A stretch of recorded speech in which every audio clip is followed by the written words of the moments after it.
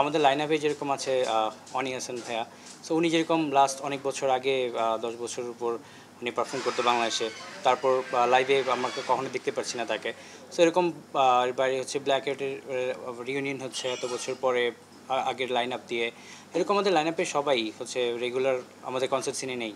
So আমরা আসলে এই প্রত্যাশা যদি বলতে চাই আসলে রেগুলার যে অডিয়েন্সরা আমরা যারা যে কনসার্ট এই যে রেগুলার যে লাইন আপে যে কনসার্টগুলো দেখি এরবারে যে 90s জেনারেশনে যে লাইন আপ ছিল বা যে কনসার্টগুলো হতো সেগুলো আসলে এখন দেখা যায় না সচরাচর। We are featuring all stars with Oni Hassan. So যেখানে not only মিজান ভাই থাকতেছে, there are a lot of musicians as well. যেমন হচ্ছে জামশেদ ভাই প্লে করতেছে অনি ভাইয়ের সাথে, প্লাস অনি ভাই হচ্ছে যে he is the only musician যে হচ্ছে নতুন জেনারেশনের সাথে খুব ভালোভাবে ইন্টারেক্ট করতেছে from even for last 10 years. So দেখা গেছে আমরা নতুন কিছু মিউজিশিয়ানকেও দেখতে পারবো অনি ভাইয়ের সাথে প্লে করতেছে। So it's gonna be amazing, like he is connecting with the all generation through his line up. আমাদের প্রত্যাশা নিয়ে যদি বলি আসলে আমরা আসলে যেটা চাচ্ছি যে রেগুলার আসলে যে এখনের যে কারেন্ট অডিয়েন্সরা Gen Z best audience mostly concert going. So আসলে আমরা রেগুলারলি তো আসলে এই অডিয়েন্সটি নিয়ে কাজ করে থাকি, বাট আমরা আসলে চাচ্ছি যে এই অডিয়েন্সের পাশাপাশি আমরা যে 90s জেনারেশনের যারা কনসার্ট গোয়িং যারা কনসার্টে যেত, এখন আসলে সবাই দেখা গেছে যে জব অ্যান্ড কাজে ব্যস্ত, তারা আসলে কনসার্টে আসলে রেগুলার যাওয়া হয় না। সো তাদের আসলে একটা মেমোরিজ ব্যাক একটা ওই রকম একটা নস্টালজিক ফিলিং আসলে আমরা আসলে চাচ্ছি যে কনসার্টে নিয়ে আসা। As we said it earlier যে আমরা রক অ্যান্ড রিদম সিরিজটা it's a thematic concert, and first of all rock and rhythm সিরিজটা আসে ওইখান থেকে যে দেখা গেছে আমরা সচরাচর অনেক কনসার্ট দেখি, বাট আমরা চাই যে আমরা নিজেরা কি দেখতে চাই, এখান থেকে আমাদের রক অ্যান্ড রিদমের আইডিয়াটা আসে।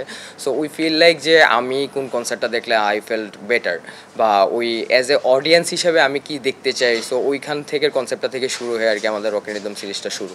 সো ওইভাবেই আমাদের লাইন আপটা প্ল্যান করা, যে আমরা বহু বছর যাবত অনেক ব্যান্ডের গান শুনে আসতেছি, বাট কখনো তাদেরকে আমি নিজেও পার্সোনালি লাইভ দেখি নাই।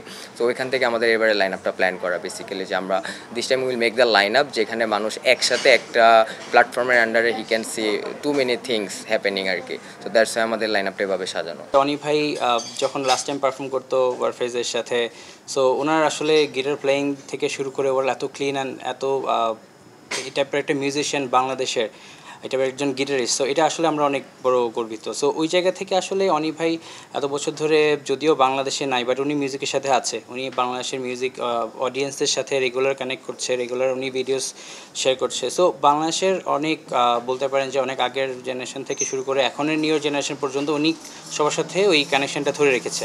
সো আসলে অনি ভাইয়ের আসলে সবারই থেকে অনি ভাইয়ের থেকে অনেক এক্সপেকটেশন, ওনার থেকে আসলে অনেক মিউজিকের বাংলাদেশ মিউজিকের অনেক এক্সপেকটেশন, যেটা আসলে সবাই ওনার থেকে আসলে চায়। তো ওই জায়গা থেকে আসলে আমরাও চিন্তা করলাম যে ওনাকে আসলে কনসার্ট সিনে আসলে আবার বাংলাদেশে যদি একটু দেখা যায়, তো সেখান থেকে আসলে অনি ভাইকে আমরা আসলে চিন্তা যে আমরা ওনাকে নিয়ে আসলে একটা যদি কনসার্ট করতে পারি সেটা আসলে অনেক খুবই ভালো হয়।